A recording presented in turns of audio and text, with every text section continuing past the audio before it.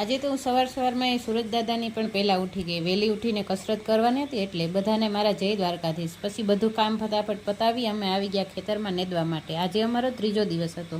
થોડીવાર પોરો ખાવા બેઠા એટલામાં તો મેં અને નિરાલીએ વિડીયોગ્રાફી પણ કરી લીધી. સાસુમાએ આજે તો સરસ મજાના બાજરાના રોટલા બનાવી રાખ્યા હતા એટલે અમે જમી લીધું. થોડો આરામ કરી પાછા આવી ગયા ખેતરમાં નેદવા માટે. હમણાં તો માખી મચ્છરનો ત્રાસ પણ ઘણો વધી ગયો છે એટલે ભેંસો માટે ધવાડો કર્યો હતો. અને કાર્તિક તો એને પકડવા માટે દોડતો હતો ને હું તને ખાઈ જાવ એમ કહેતો હતો. આજે તો સરસ મજાની પાઘડી વાળી હાથમાં પીછું લઈને બાલગોપાલ બની ગયો હતો. સાસુમાએ સરસ મજાની વઘારેલી ખીચડી બનાવી હતી ને મેં પણ પછી સરસ ફૂલેલી રોટલી બનાવી નાખી. આજે શાક નહોતું બનાવ્યું એટલે લસણવાળી ચટણી વઘારી નાખી. ભઠ્ઠો હતો એમાં તેલ મૂક્યું, વાટકીમાં નાખીને પછી એમાં લસણવાળી ચટણી અને મીઠું નાખીને થોડીક વાર પકાવવા દીધી. દૂધ સાથે આ ચટણી ખાવાની ખૂબ જ મજા આવે. ને આપણું જમવાનું પણ તૈયાર થઈ ગયું હતું. હાલો મિત્રો જમી લઈએ. મળીએ નેક્સ્ટ વ્લોગમાં. Please like, share and subscribe.